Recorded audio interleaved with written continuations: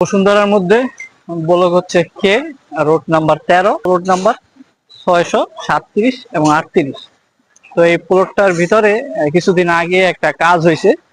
তো কাজটা আজকে ভিজিটে আসলাম সাইটটা দেখার জন্য, কি কাজ করে গেছে আর কাজের আউটপুটটা কেমন সেটাও দেখবো। আর বিদ্যুৎ অফিস থেকেও সাইটটা ভিজিটে আসার কথা ছিল, এখন সাইডে গিয়ে দেখবো যে তারা ভিজিট করে গেছে কিনা বা আসছে কিনা।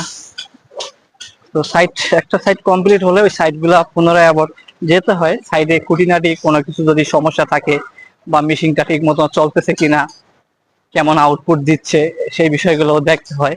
কাজ করে চলে গেলে পরবর্তীতে দেখা যায় ক্লায়েন্ট যারা আমাদের কাছ থেকে মেশিন গুলা নেয় কি ধরনের সার্ভিস পায় সেই বিষয়গুলো কিন্তু আমাদের দেখতে হয়। না হলে পরবর্তীতে কাজ অন্য সাইডে গেলে কিন্তু রিভিউটা যদি তাদের কাছ থেকে খারাপ আসে তখন সমস্যা, কাজগুলা সহজে পাওয়া যায় না। তো এই আমার পিছনে যে ভবনটা, এই ভবনেই কিন্তু কাজ হয়েছে। তো এই ভবনে আজকে যাব, গিয়ে দেখবো যে তাদের এই সাইটে যে মেশিনটা আমরা স্থাপন করছি সেটা কি পরিমাণে আউটপুট দিচ্ছে এবং কাজ ঠিক মতন হচ্ছে কিনা। লিফট রুমের ভিতরে যাব আর মেশিন রুমটা যে দেখবো যে মেশিনটা ঠিকঠাক মতো চলতেছে কিনা, যেহেতু হাইয়েস্ট বিল্ডিং। তো লিফটে উঠতেছি উপরে, যে কাজ করলে অনেক সমস্যা থাকে, সেই সমস্যাগুলো ওভারকাম করে কিন্তু আমাদের সাইডে কাজ করা লাগবে। বিভিন্ন সমস্যা এবং ত্রুটি থাকে, তো সেই ত্রুটিগুলো কিন্তু মোকাবেলা করে কাজগুলো আমাদের শেষ করতে হয় বা করি। হুট করে একটা সাইডে কিন্তু কাজ ধরাও যায় না, করাও যায় না। সব জিনিসেরই কিন্তু রেফারেন্সের প্রয়োজন। আজকে রোদের তাপমাত্রাটা মনে হয় একটু তুলনামূলক ভাবে বেশি।